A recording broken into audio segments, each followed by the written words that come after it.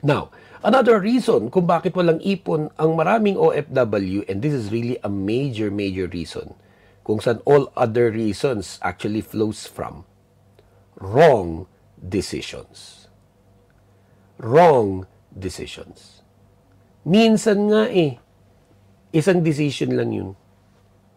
Isa lang na maling desisyon at pagkatapos nun, downhill na from there. And it's very important for us na ipinapanalangin ang lahat ng mga desisyon na ating gagawin. Lalo na kung ito ay life-changing at will involve hindi lamang tayo, kundi syempre pati rin yung ating mga mahal sa buhay. Kaya ka nga nandyan sa ibang bansa, di ba? Dahil sa pagtatrabaho mo dyan, sa ginagawa mo dyan, at mga gagawin mo pa in the future, it will benefit or it will affect negatively yung mga mahal mo sa buhay sa Pilipinas that depends on you.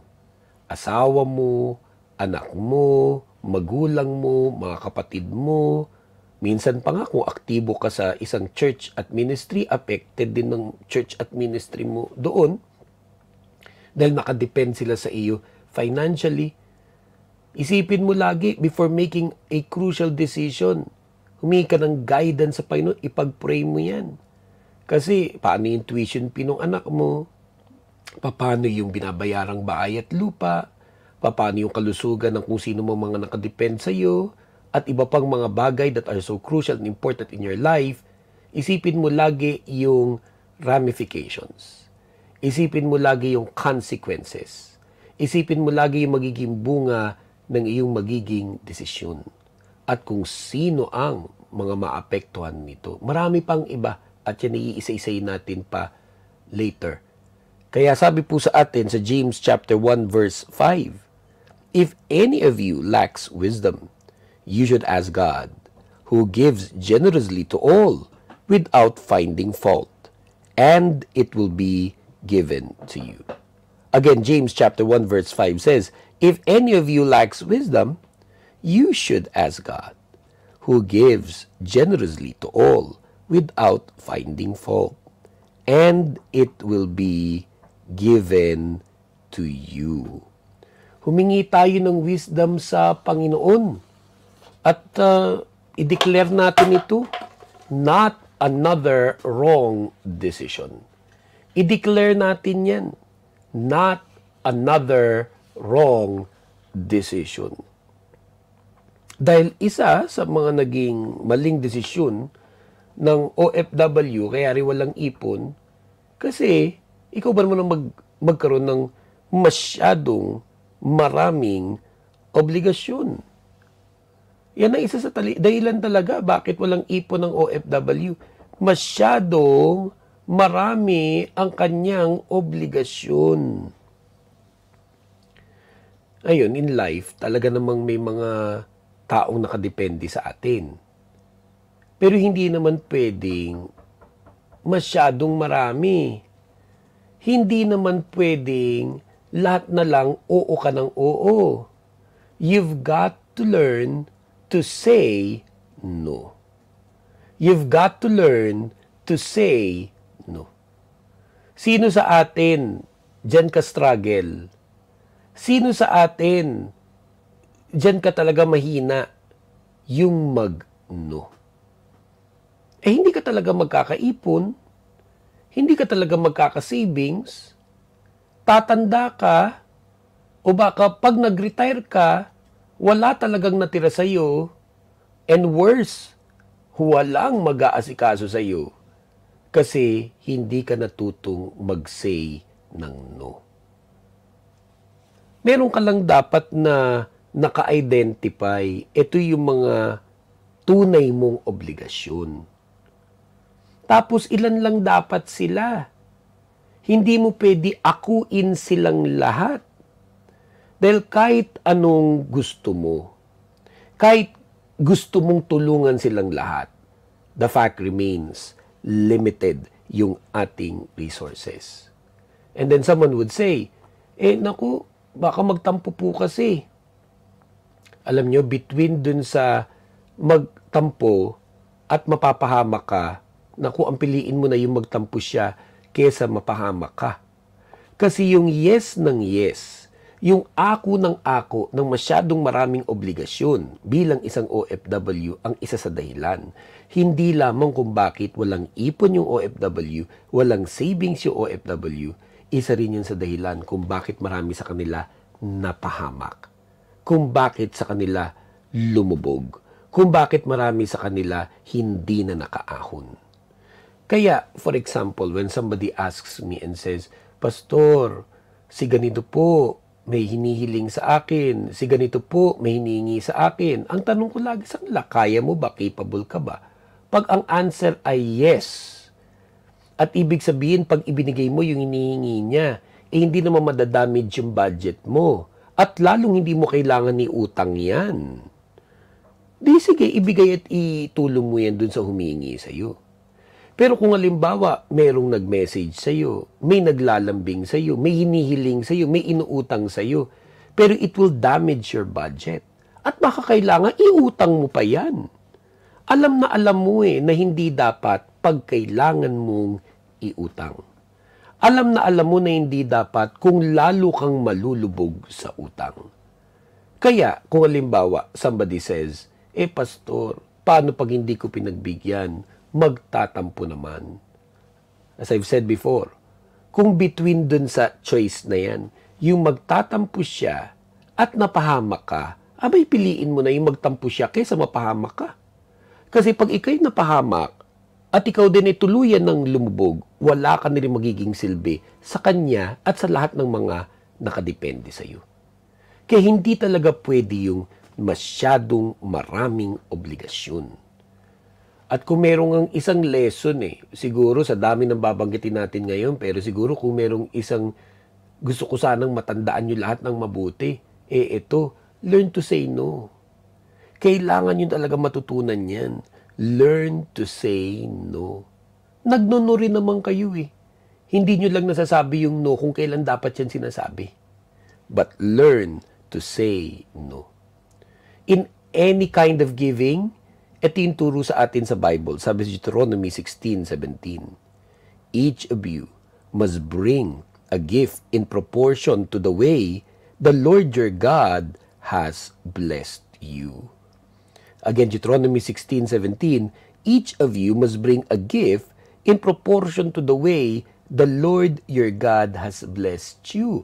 In any form of giving, in any category of giving, in any kind of giving, whether it is giving to your relatives, giving to your friends, helping people, at kung sino pa, dapat lagi, tulad ng sabi sa Deuteronomy 16:17, ito ay in proportion to the way the Lord your God has blessed you. In other words, kung capable ka, pag hindi ka capable, ang sagot doon ay no. But then, again, this is easier said than done. Dahil minsan sa sobrang pagmamahal natin sa ating mga mahal sa buhay, minsan dahil sa awa natin, sa mga kaibigan natin at mga humingi ng tulong, inaako natin ang mga obligasyon na hindi natin dapat inako. At dahil doon, tayo ay napahamak. Kailangan matutunan natin ito. Pwede ka pa rin namang tumulong, pero dapat in accordance to your ability. Which leads me to another reason kung bakit walang ipon ang maraming OFW, yung pautang ng pautang. Dahil nga gusto mong makatulong. Dahil nga gusto mo silang tulungan. Dahil nga naaawa ka. Kaya ito ikaw nagpapautang.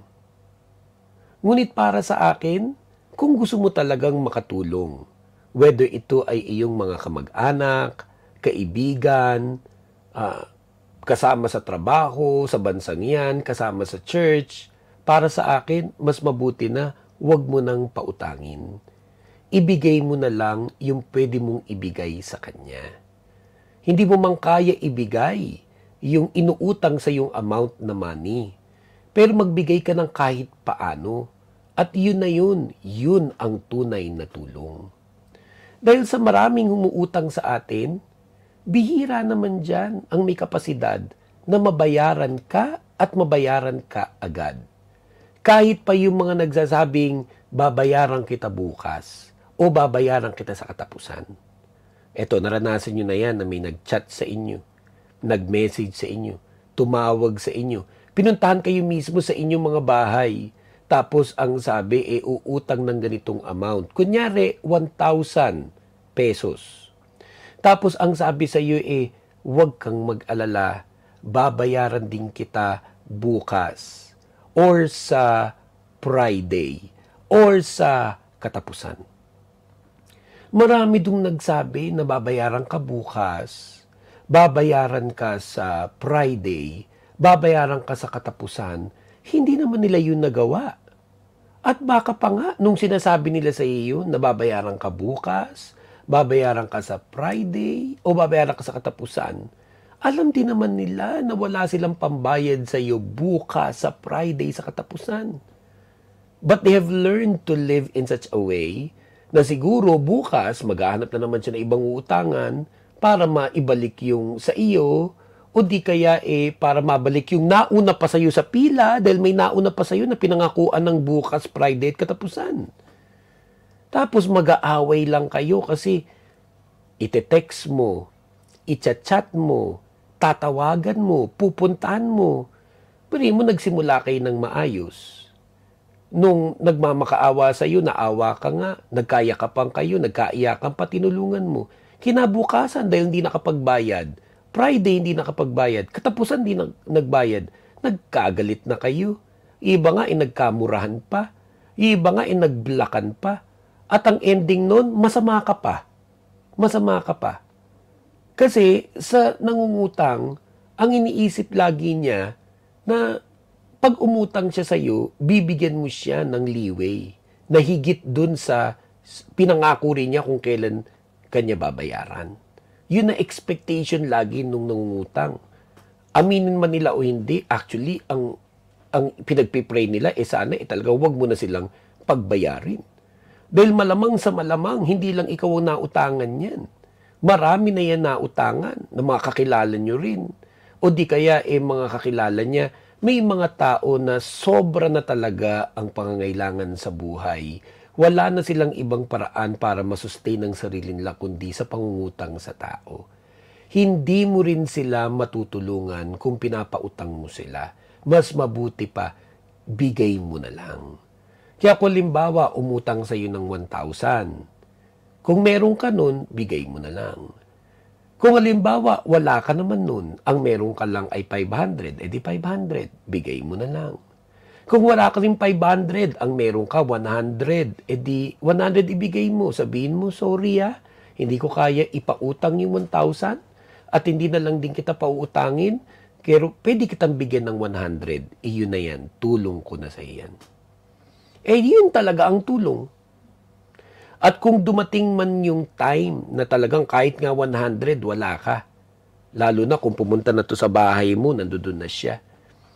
Maghanap ka ng pwede mo iabot sa kanya. Halimbawa, ulam. Kung meron kang nalutong minudo, abutan mo man lang ng ulam na minudo, at least hindi pa rin siya umalis sa bahay mo ng empty-handed. Pero as much as possible, wag nang magpautang. Ito pa, wag magiging garantor. Ang ilan sa atin, guilty dito. Kaya ka walang ipon, kaya wala kang savings, kasi sa totoo lang, naging garantor ka dati. Naging co-maker ka dati. Nagpa-ride ka sa credit card mo. At syempre, hindi naman sila mga nagsipagbayad, kaya napahamak ka. Kaya I always say this, whether OFW o kahit nasa Pilipinas, bukod sa wag nang magpahiram ng pera, wag nang maging garantor, wag nang maging co-maker, at lalong wag magpa-ride sa credit card. Yung iba, taon ang binilang ng pagbabayad nila ng utang ng may utang. Kasi dahil sa hangarin nga nilang tumulong. Ako, ito gusto kong maging malinaw to. Hindi ko sinasabing huwag kayong tumulong. In fact, dapat tayo ay patuloy na tumutulong sa ating kapwa. Ngunit, ang itulong mo lagi, yung capable ka. Yung capable ka itulong, huwag mong ipapautang ang tuition fee ng anak mo, huwag mo ipapautang ang renta mo ng bahay, huwag mo ipapautang ang mga bagay na nakalaan na dapat para sa mga importanteng bagay sa buhay mo. As much as possible, huwag kang magpautang at all. Pwede pa rin tayo makatulong sa papaanong paraan na kung saan tayo capable, whether it is money or otherwise, ibinibigay na natin yan dun sa mga taong nais nating tulungan. Again, pag may umutang sa inyo ng 1,000, meron ka nun, hindi naman madadamage budget mo, ibigay mo na lang. Kung hindi mo kaya 1,000, edi 500. Kung hindi mo kaya 500, edi 100. Kaysa magpautang ka at mag-away-away pa kayo. Wag nang maging garantor, wag nang maging co-maker, at lalong wag na magpa-ride sa credit card. Kahit pa magpahiram ng mga tseke,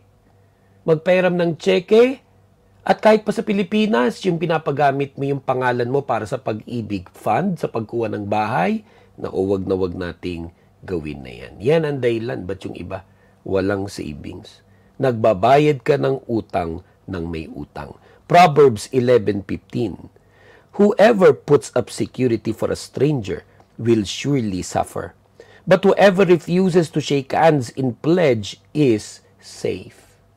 Again, Proverbs 11:15. Whoever puts up security for a stranger will surely suffer. But whoever refuses to shake hands in pledge is safe. Ano pa? Eh di syempre, pag halimbawa, unsyami na ang finances mo dahil sa maraming mga wrong decisions. Isa rin sa naging kasanayan ng maraming mga OFW at ganoon na rin pati ng mga nasa Pilipinas, yung utang ng utang. Nawala ng ibang paraan para masolusyonan yung kanyang current situation, kundi never-ending na pag-utang. Kaya minsan may mga na-encounter ako mga OFW sa iba't ibang mga bansa na aking napuntahan. At yan ang ministry natin to minister to OFWs in almost every continent in the world. And yes, in almost every continent in the world, makakatagpo ka ng Pilipinong hindi nakakapagbakasyon, hindi nakakauwi sa Pilipinas ng matagal na panahon. Pag tinanong mo, ilang taon ka nang hindi nakakauwi sa Pilipinas? May magsasabi, may 3 years na po. May 5 years na po. May 7 years na po. May 10 years na po. At yung iba, higit pa. Hindi naman laging ito yung dahilan, Meron namang hindi lang talaga nakakauwi dahil ayaw umuwi. Pero meron ako mga na-encounter na kaya hindi makauwi kasi nakasanla ang passport. Kaya hindi makauwi kasi nakasanla ang passport bukod pa dun sa kanyang ATM sa bangko. Bakit ganun yung nangyari? Ba't nakasanla ang passport? Bakit pati yung ATM kung saan dun pumapasok ang sweldo niya? Nakasanla, nakiko kanino. Kasi ganun na nga ang naging paraan niya to survive. Dahil sa masyadong maraming obligasyon, dahil minsang nagpautang, naging guarantor, co-maker, nagpa-ride ng credit card, siya na mismo tong utang ng utang ngayon.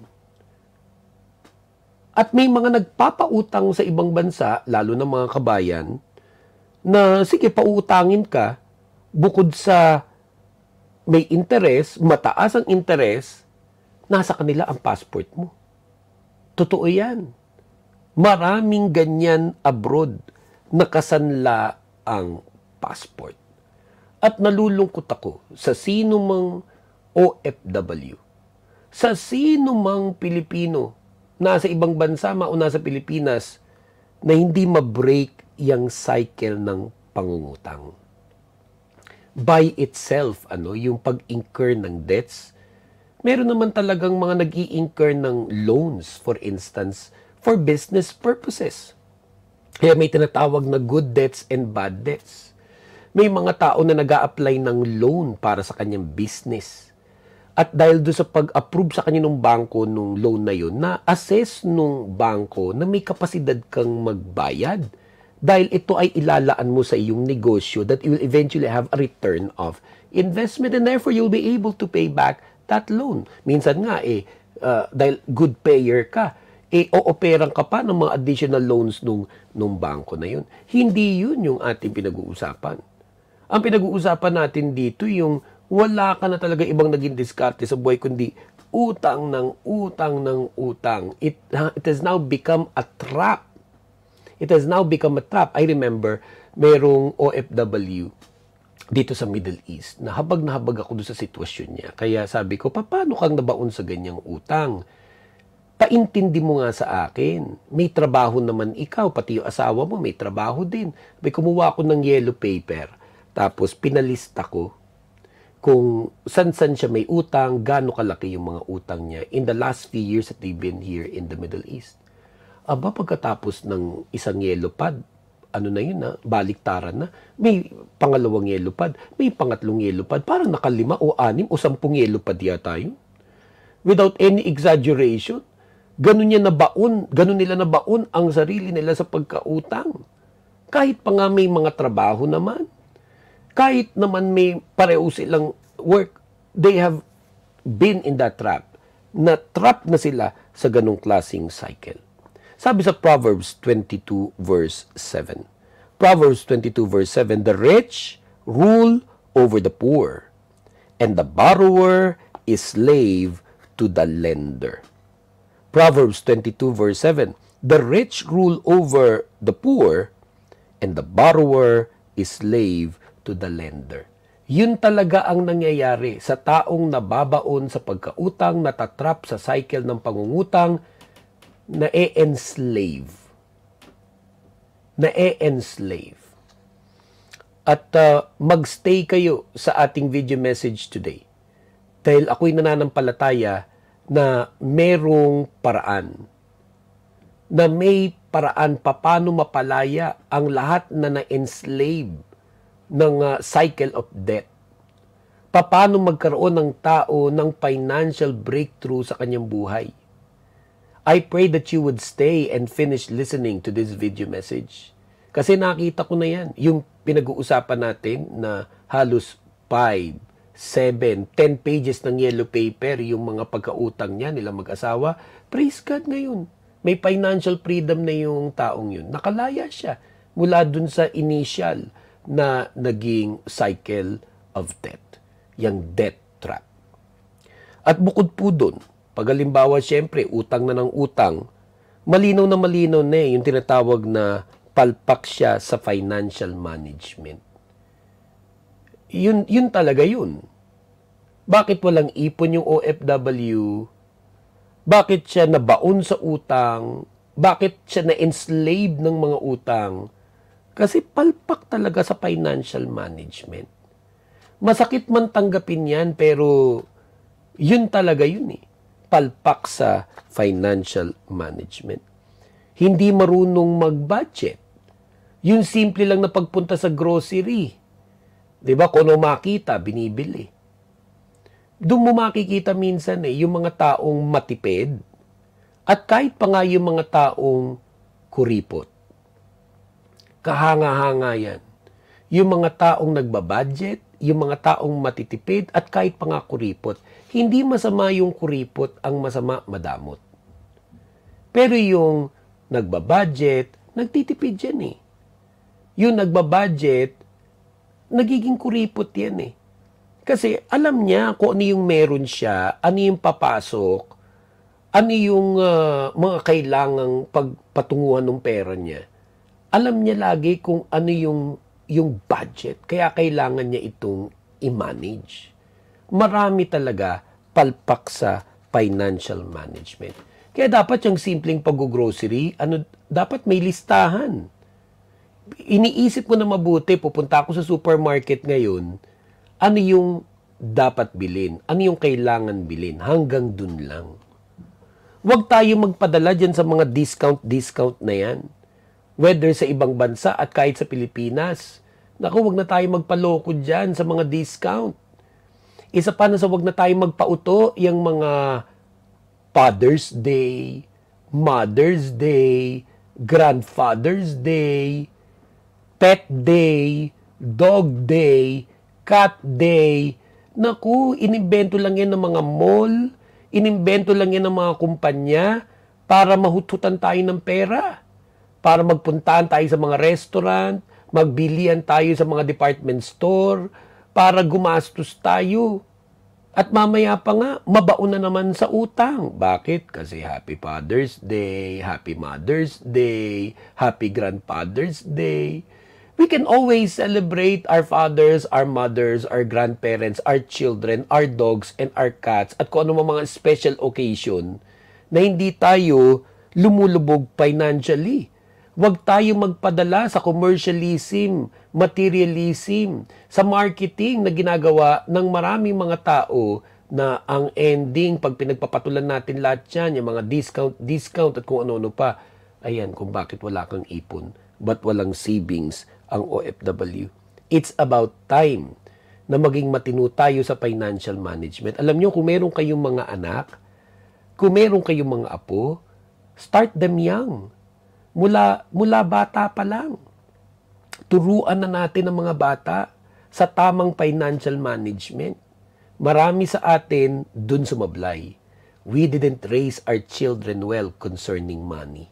Maaring naturuan mo siyang maging magalang, maaring naturuan mo siyang maging makadiyos, maaring tinuruan mo siya ng maraming magagandang mga lessons in life, pero maraming mga Pilipino palpak in teaching proper financial management to their children even when they were young. Dapat habang bata pa lang itinuturo yan. Actually, dapat nga sa mga eskwelahan, dapat nasa curriculum yan. Mula kinder, elementary, high school, college, dapat tinuturo yan. Yung tamang financial management. Dahil sabi sa Proverbs 22:26-27, do not be one who shakes hands in pledge or puts up security for debts.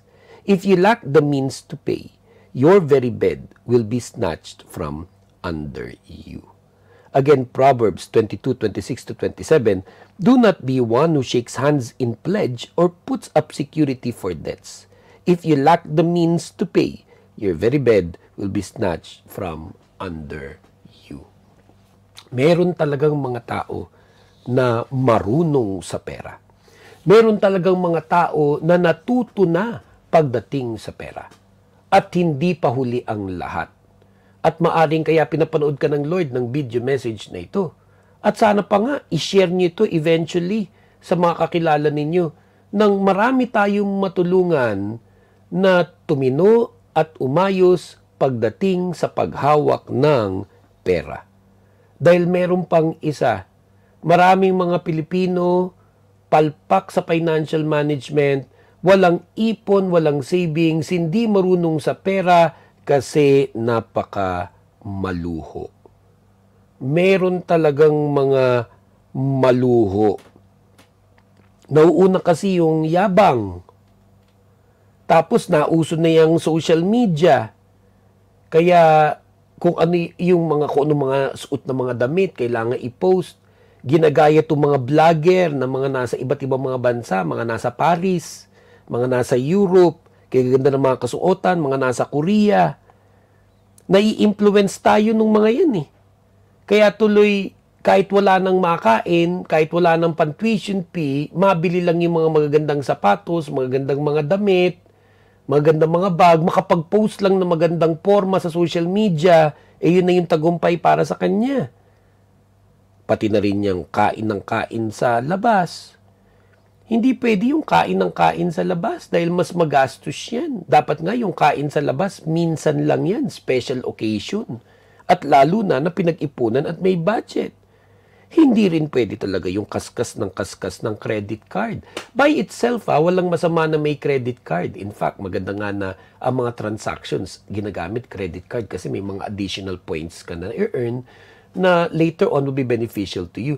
Pero bakit ba yung iba, sinusumpa na yung credit card? Kasi hindi yung credit card ang may problema, ikaw eh. Kaskas ka ng credit card as if there is no tomorrow. Naging maluho ka. Yung credit card, kung ikakaskas man yan, alam mo na, let's say, ang limit niya na, kunyari lang 50,000 pesos, 100,000 pesos. Alam mong meron kang 50,000 pesos, 100,000 pesos in cash, na yun yung ipambabayad mo dun sa kinaskas mong 50,000 o 100,000 pesos sa credit card. At mababayaran mo siya agad-agad on the date na dapat binabayaran ng credit card. Hindi lang yung interest, kundi yung buong amount. So, kunyari, you went to the store, kinaskas mo credit card mo, nasagad mo 50,000. Kailan dapat mabayaran? Dapat pagdating ng July 31. Alam mo na dahil may pera ka, July 29 pa lang, binayad mo na yung buong 50,000. Kaya ginagamit mo lang yung credit card, kinaskas mo yung credit card, sinagad mo yung credit card kasi may pera kang pambayad doon. Hindi lang yung interest. Yung mga kaskas ng credit card, tapos pinalampas yung July 31. Tapos interest na lang ang binabayaran. Yun yung lumubog na lumubog. Bakit siya nagkaganon? Kasi maluho. Kailangan niya na ma-overcome natin yung pagiging maluho. Yung maluho, hindi lang yung mga mayayaman ang guilty dyan. Madalas ang guilty dyan sa maluho, yung middle class. Madalas ang guilty dyan sa maluho, yung middle class. Meron ding mga trabaho yan. Meron ding mga matitinong mga pinagkakakitaan yan. Pero, hindi niya maamin sa sarili niya. Minsan nga, pinagmamalaki pa niya, matipid siya. Pero pag sinuri ang kanyang paggastos, actually, hindi ka matipid. Maluho ka pa rin. Kasi ang kailangan matutunan natin, hindi lang yun to live within our means. Ang kailangan matutunan natin is to live below our means. Again, I repeat, ang kailangan matutunan natin, hindi lang yun to live within our means. Ang kailangan matutunan natin is to learn to live below our means. Kung halimbawa, 100% ng sweldo mo, dapat mga 20 to 30% lang nun na nagagastos mo each month. Tapos yung 70% nun, yun ay natitira bilang savings. Yun sana yung pinaka-ideal. Or at least man lang 50% nun, yun yung savings. Pag sobrang lumalagpas ka na dun at umaabot sa punto na talagang sagad na sagad, wala na talaga natitira, pasok na yan na ikaw ay certified na maluho. Kaya sabi sa Proverbs 21 verse 20, the wise store up choice food and olive oil, but fools gulp theirs down. Again, Proverbs 21:20 says, the wise store up choice food and olive oil, but fools gulp theirs down.